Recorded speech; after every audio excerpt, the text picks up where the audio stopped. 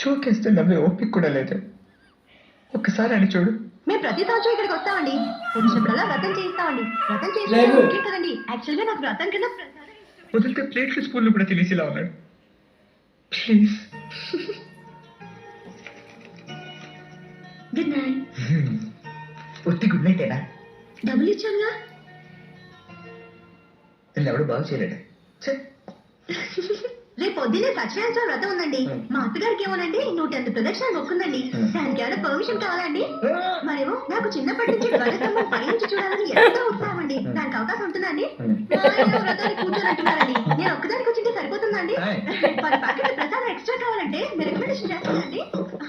ఏం జరిగిందండి? వెళ్ళొస్తా అండి. మళ్ళీ రేపు మార్నింగ్ వస్తారు కదండి.